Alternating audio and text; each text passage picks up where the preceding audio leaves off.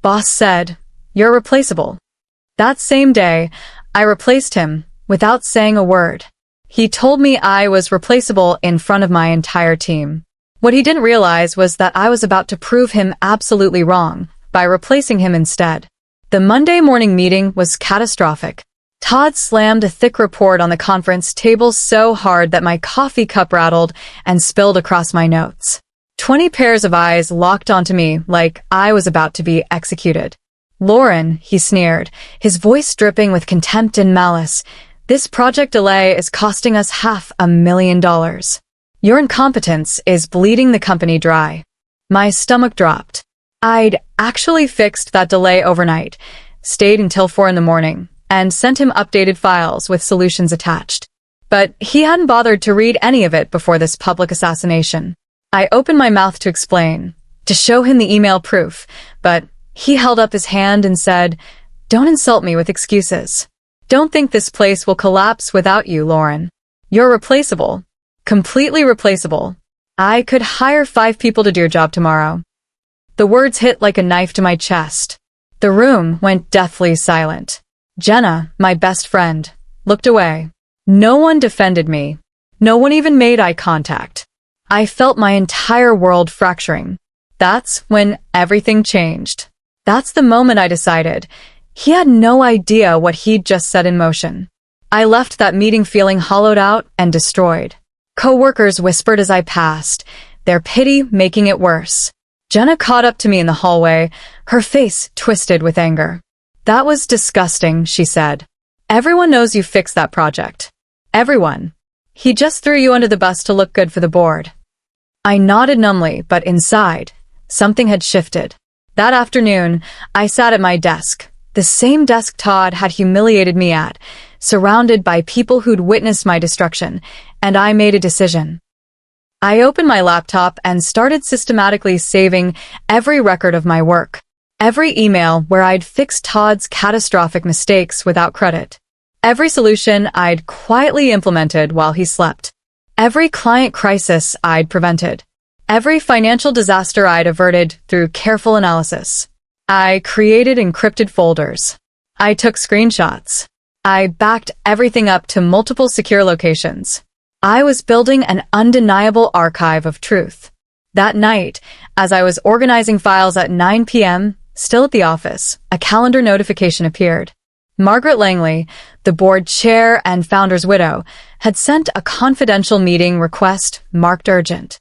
I met Margaret in her executive office the next morning. The tension was immediate. She sat across from me, her expression sharp and knowing. "I've been watching you, Lauren," she said without preamble. "For 8 months, I've been watching how you keep this company functioning while Todd takes credit for everything. Do you know what I've discovered?" I shook my head, afraid to hope. "Todd is destroying us," she said coldly. Slowly. "Client retention is down 40%. Our most important accounts are threatening to leave. We've had 3 major project failures that Todd covered up. And yet somehow, miraculously, the company keeps running. That's because of you." My hands trembled. "I need you to prepare a comprehensive performance report," Margaret continued. "Financial metrics, client feedback, departmental efficiency, and a full timeline of operational successes and failures.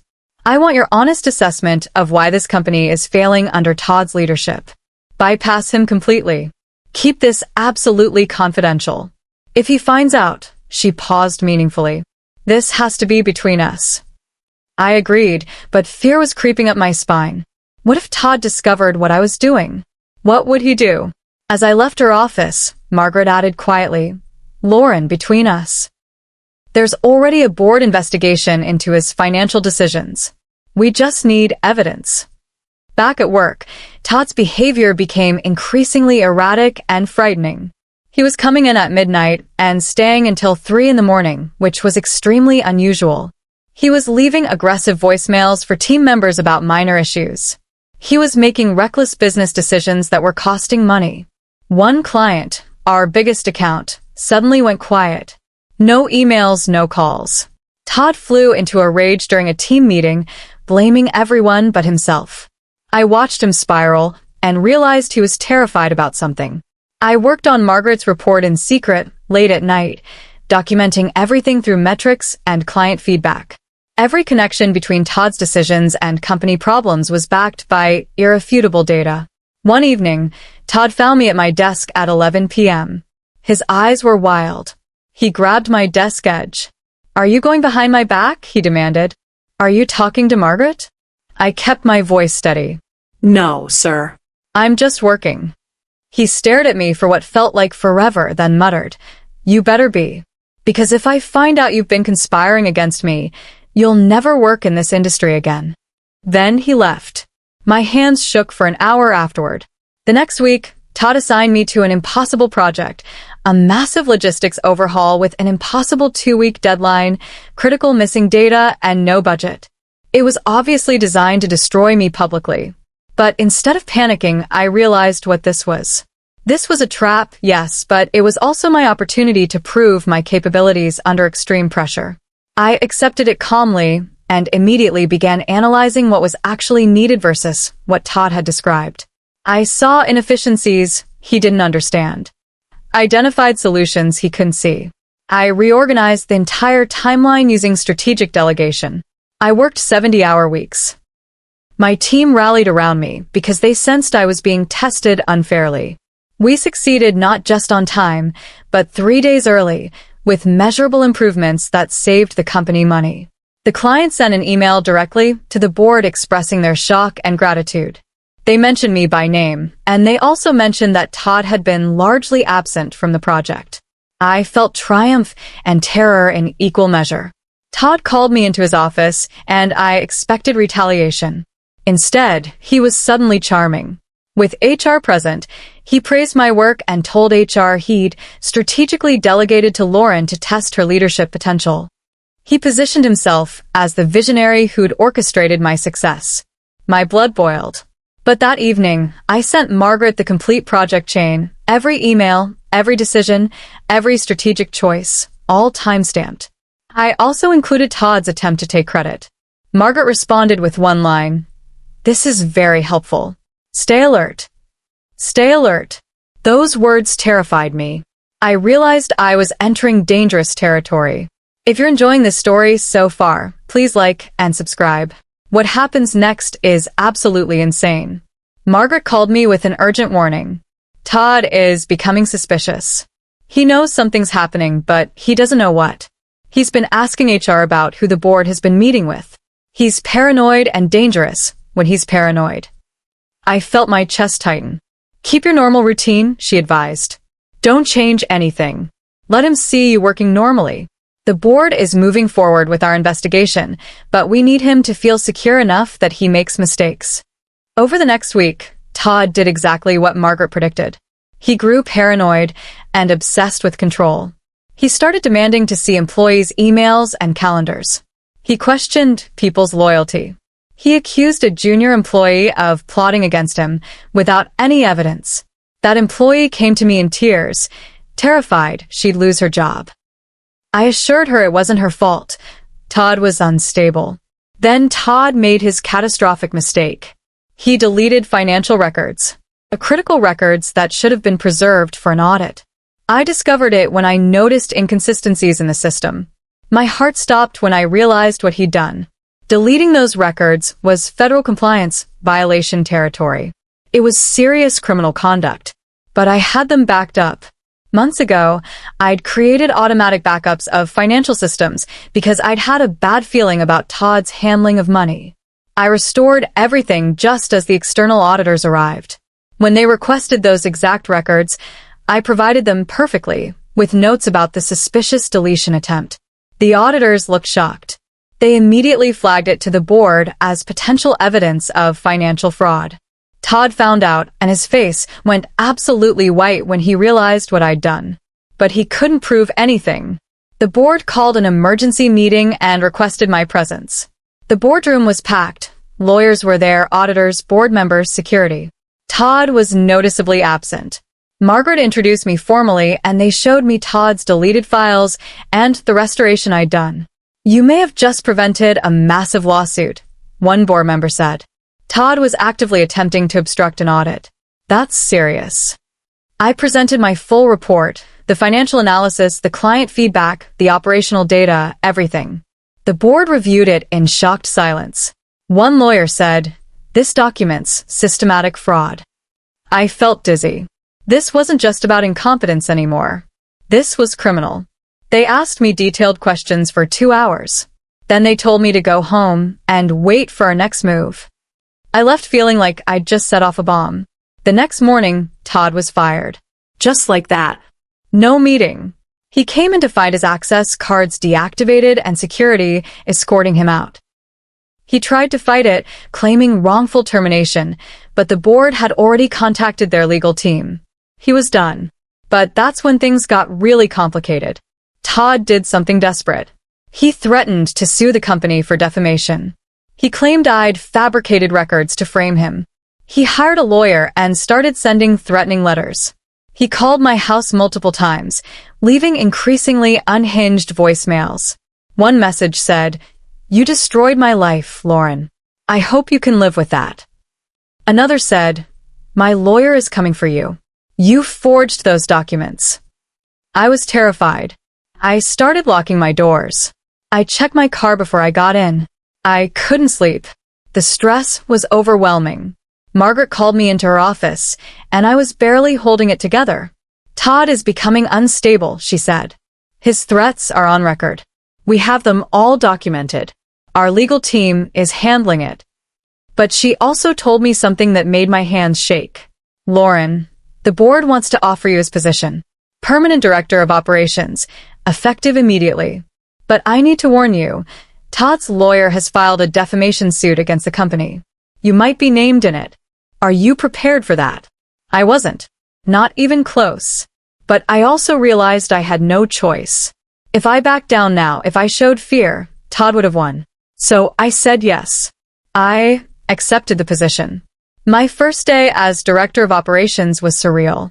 I walked into the office to find Todd's belongings had been removed from his office. They'd cleaned it completely and removed his nameplate.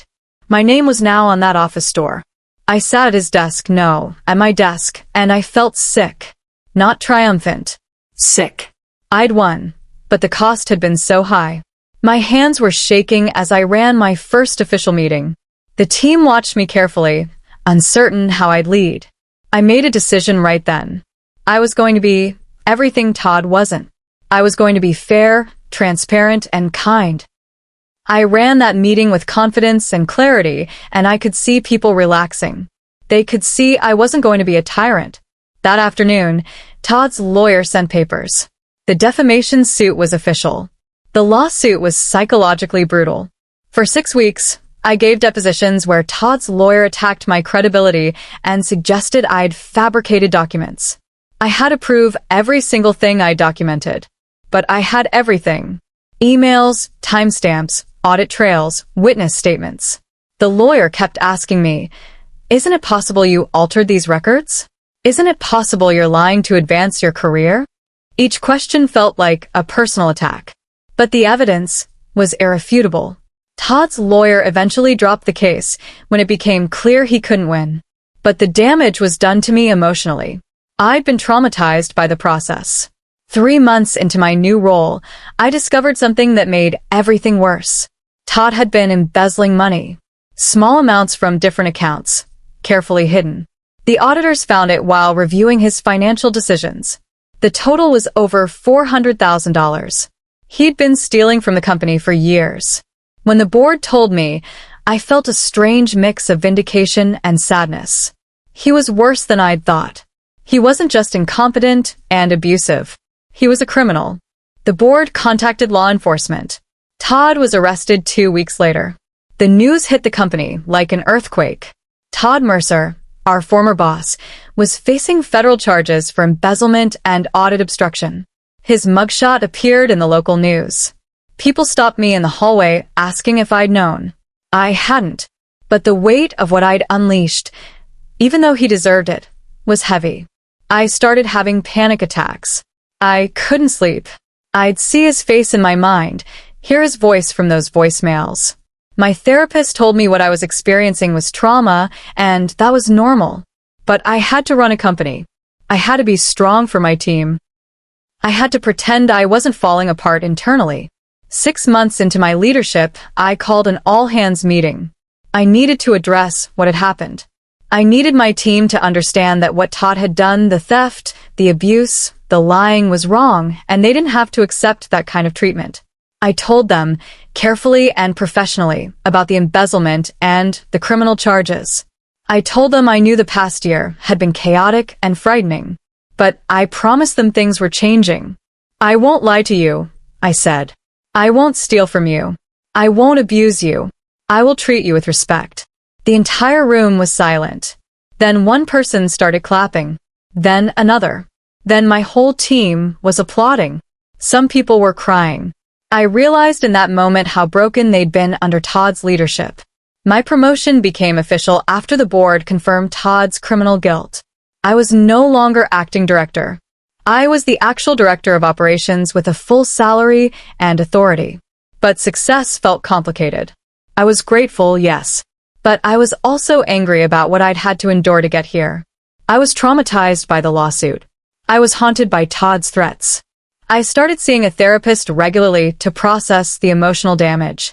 She helped me understand that what I'd experienced was workplace abuse and intimidation, and that my trauma was valid. But she also helped me see that I'd survived. I'd not only survived, but I'd thrived and succeeded. A year after becoming director of operations, I was invited to speak at a Women in Business conference. The organizers wanted me to share my story about overcoming workplace abuse and discrimination. I was terrified. I didn't want to relive the trauma publicly. But I also realized that other people needed to hear that they weren't alone. That standing up for yourself was possible, even when it was terrifying. I wrote my speech carefully, documenting my journey. The humiliation, the documentation, the fear, the trauma, the eventual victory. I ended with this line. He said I was replaceable. But I wasn't replaceable. I was essential. And when I finally believed that about myself, everything changed. The speech received a standing ovation. Afterward, dozens of women came up to me with their own stories of workplace abuse. They thanked me for speaking up. They said my story gave them courage. One woman said, "I'm going to start documenting what my boss is doing to me." Another said, "I'm going to apply for that promotion I've been too scared to go after." I realized my pain had meaning. My suffering hadn't been wasted. It had the power to help others. Todd was convicted of embezzlement and sentenced to 3 years in federal prison. His lawyer filed appeals, claiming injustice, but the evidence against him was overwhelming. I didn't feel joy when I heard the verdict. I felt relief. Relief that it was finally over. Relief that justice had been served. Relief that he couldn't hurt me or anyone else anymore. I attended the sentencing hearing because I wanted closure. I wanted to see him face consequences. When the judge read the sentence, 3 years in federal prison, Todd looked directly at me with rage and hatred. I held his gaze and didn't look away. He'd tried to destroy me, and I'd survived. As time passed, I realized I'd become the person I'd always wanted to work for. I treated my team fairly. I recognized their contributions. I fought for their raises and promotions. I created a workplace culture of respect and transparency. Employees started saying they loved working for me. People who'd been considering leaving stayed. New talented people applied specifically to work under my leadership. The company began recovering financially and growing. Our client retention rate improved dramatically. Within 2 years, the company was thriving in ways it never had under Todd's leadership. Margaret called me into her office one day and told me the company's founder's son, Thomas, who was being groomed to take over as CEO, wanted to meet me. I was nervous. When I walked into that meeting, Thomas stood up and shook my hand firmly. "I know your full story," he said. "The board has been transparent with me about what happened. I want you to know that you're the reason this company still exists. Without you, Todd would have destroyed everything." He offered me a position on the executive board as chief operating officer. He asked if I'd consider being second in command when he took over as CEO. I would have authority over multiple departments. It was the opportunity of a lifetime. I said yes, and my life changed completely. I was officially promoted to Chief Operating Officer, one of the highest positions in the company. I now sat in executive meetings with board members. I helped make strategic decisions that affected the entire organization. I had actual power and authority. But more importantly, I had the platform to change corporate culture. I implemented policies around fair treatment, anti-harassment protocols, and transparent performance evaluations. I fought to make sure no other employee would experience what I'd experienced under Todd. The company became known in the industry as a place that valued employees and treated them with respect. 2 years after becoming COO, I received a letter from federal prison. It was from Todd. He apologized for everything: the theft, the abuse, the threats, the manipulation. He said he'd been in therapy in prison and realized how destructive his behavior had been. He said he understood I'd only documented the truth and that his anger at me had been misplaced. He said he hoped I could find it in myself to forgive him someday. I read the letter multiple times, unsure how to feel. Forgiveness didn't come easily, but I didn't feel rage anymore either. I felt pity. He destroyed his own life through his own choices, and I'd simply refused to let him destroy mine in the process. Years later, I was asked to teach a business ethics class at a local university. I told my story to a room full of young professionals who were just starting their careers. I told them about Todd, about the humiliation, about the courage it took to document the truth, about the trauma of fighting back. I told them that sometimes standing up for yourself costs something. Sometimes it's scary and painful and difficult. But sometimes the only way to replace toxicity in your life is to be brave enough to recognize it and name it and document it and present it to the world. I ended with this. He said I was replaceable. He was right about one thing. Everyone is replaceable. But that's not what made me irreplaceable. What made me irreplaceable was my willingness to do the hard work, to tell the truth, and to never let someone else's abuse convince me I was worthless. One student raised her hand and asked, "Do you think you could have done it faster? Without all the trauma?" I paused and said honestly, "I don't know, but I know I would do it again." Because replacing him wasn't about revenge. It was about survival.